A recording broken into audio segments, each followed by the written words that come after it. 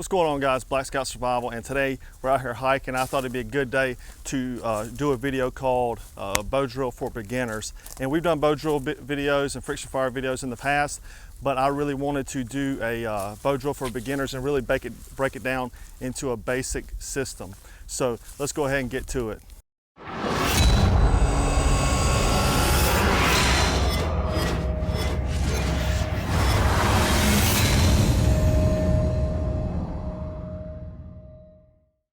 There's four main components you need for a bow drill kit.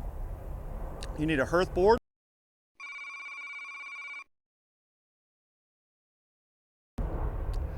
you need a spindle,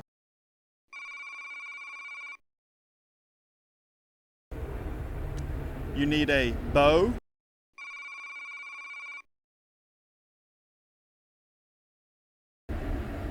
and you need a socket or handhold.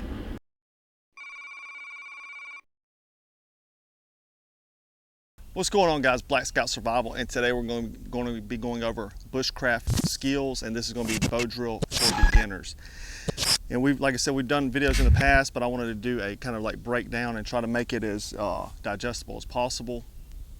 So the first thing about friction fire is that you want to make sure you have the most driest wood possible.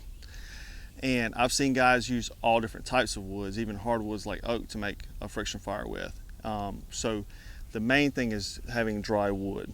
And with very dry wood, your technique can be a little skewed and you still produce. If you have marginal materials, your technique is going to need to be perfect to make it happen. So a few good woods is willow, poplar, cedar, cottonwood.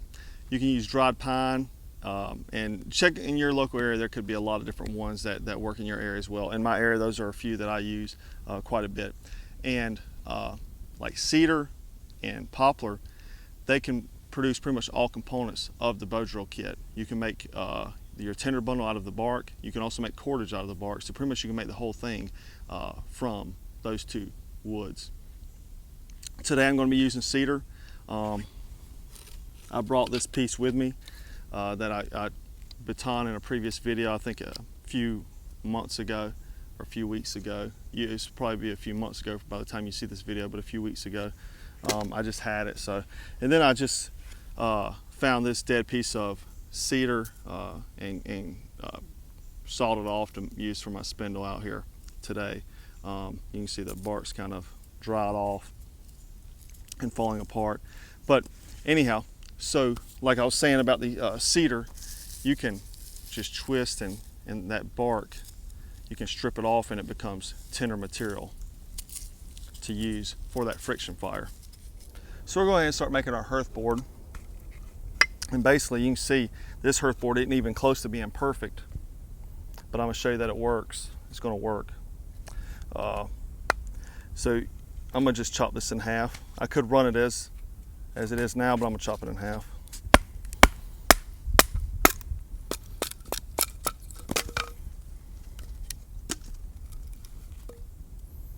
And I'm going to use this side here. So it's about a 1/2 inch thick. That's what you want for that hearth board. Now working onto this drill here, I can kind of scrape this tinder up with my knife, the spine of my knife. I've got the Battle Horse knives here. Has a good sharp 90-degree spine.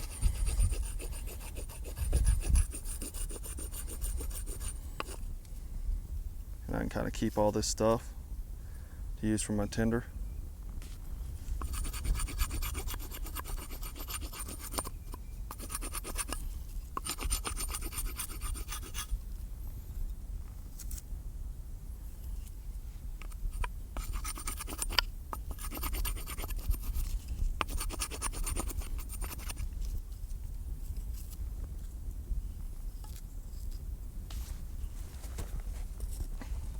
And so now I'm just trying to knock this knot off right here real quick.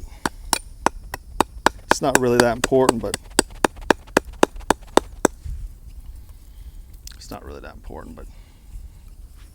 anyhow, so I'm gonna just start sharpening the ends of this spindle. And whenever you do this, you want your spindle to start off about the hang 10 or hang loose symbol, surfer symbol there, pinky to thumb tip. And you want it just a little bit bigger than your thumb, at least I do. And what I find works best is that you sharpen one end and make it really sharp and the other kind of dull. So like I said, you want to have both ends pretty sharpened, one duller than the other, or a longer point than the other. So there's a longer point here, and the pointer, this is a tip, up top is going to be the better, less friction you get whenever you're doing, and that's very important when doing a friction fire. This end, it's going to dull out, but I like for it to be pointy because it helps with starting that hole in the very beginning. So as you can see, I cleaned up all the bark and stuff like that, and we're ready to go with that. So now I have my baseboard or my hearth board, and a lot of people say with cedar you can't start a friction fire on the heartwood. That's an absolute lie if you can. So basically I'm going to come in about a 1/2 inch in, and I'm just going to take my knife and start putting a circle in.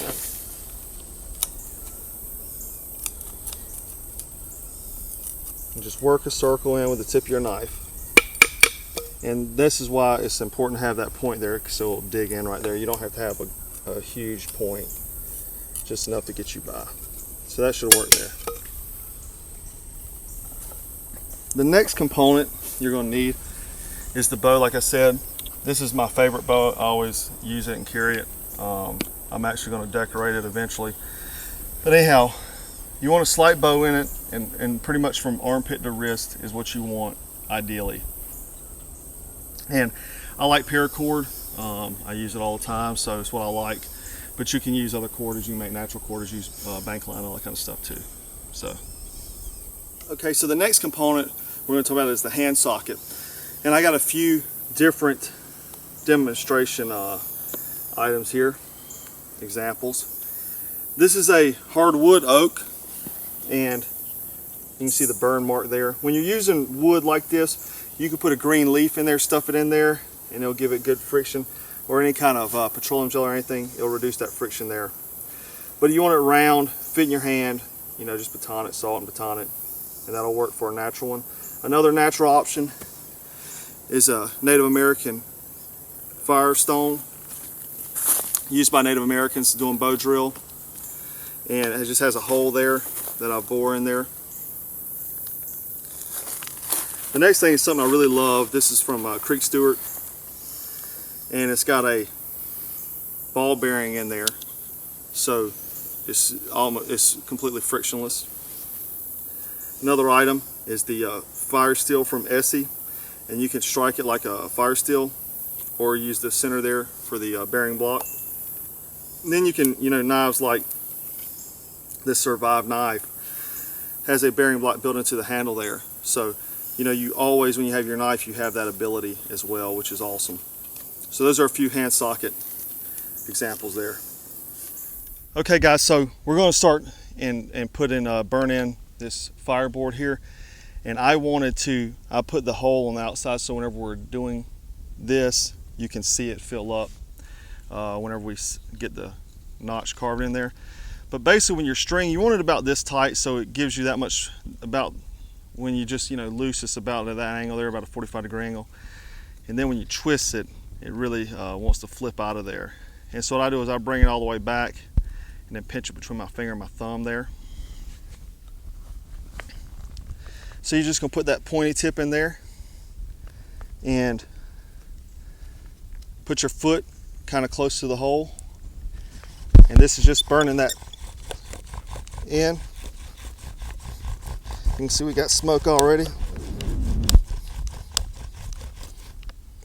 And that's a good burn in right there. Make sure after you start doing this, you don't put your spindle or, you know, get anything wet there. So now we got that burn in. The next thing we're going to do is cut out the V-notch. So now we're going to carve in that notch. I'm just going to use my saw, and what I do is I cut it straight in half.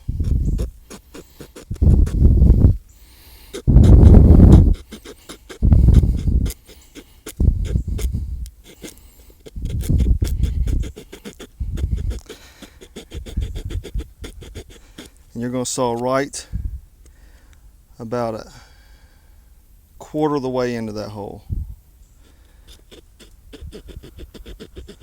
Once you get to the hole, be very careful because it will go quickly into that hole. So about right there.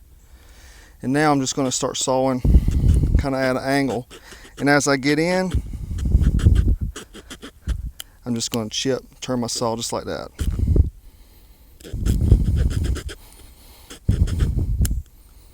And just chip away.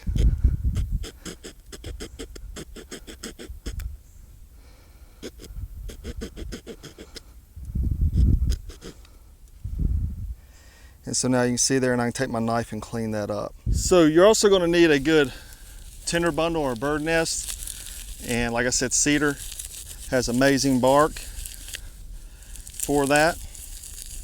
And you just got to process it up, strip it off.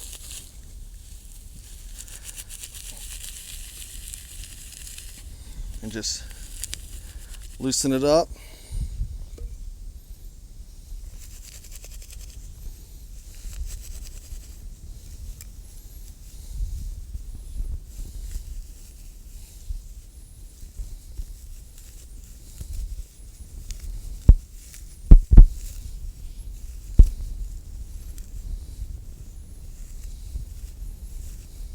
And just kind of form it into a nest. And then take all those fine shavings and put in that center there.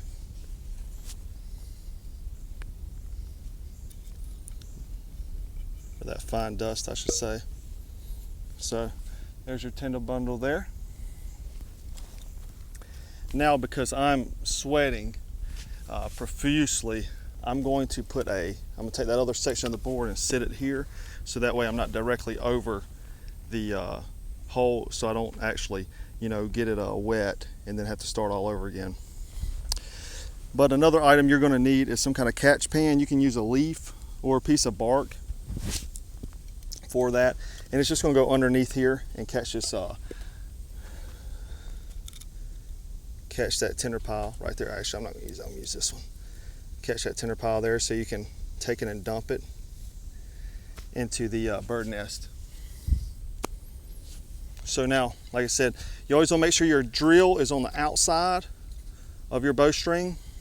Now, whenever you're bowing, you may want to, if you start losing some, get some slack in line, you can kind of put your forefinger and your thumb and press opposite each other, and it'll tighten that string down. I do that all the time, so that's something you can do as well. So guys, what you're going to do is you're going to place your chest onto your knee, leaning down, and then you're going to lock this wrist into your foot. So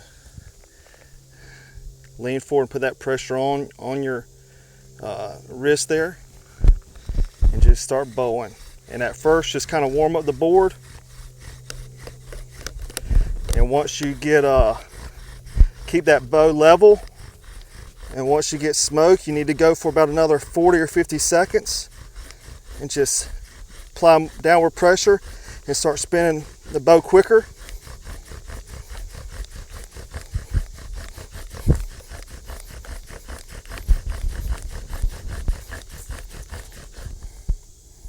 That's probably good. Once that coal's smoking on its own, you know it's a good coal. So we can let that burn for a second.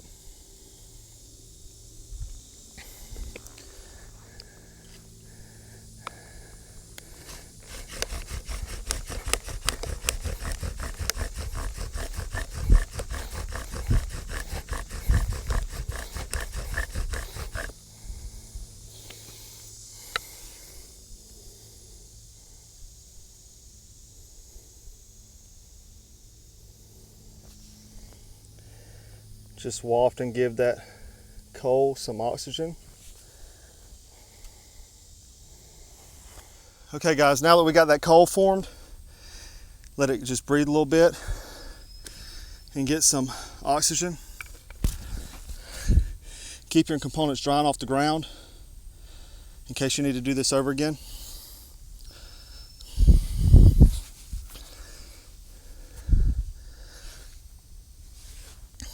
And you can let this coal stay for a while.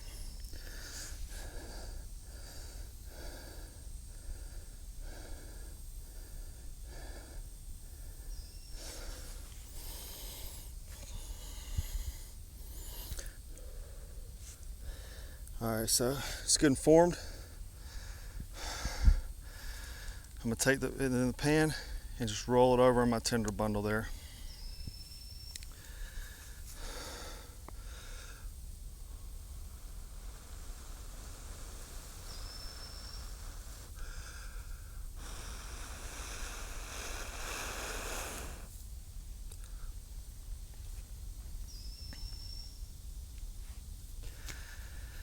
There it is, guys.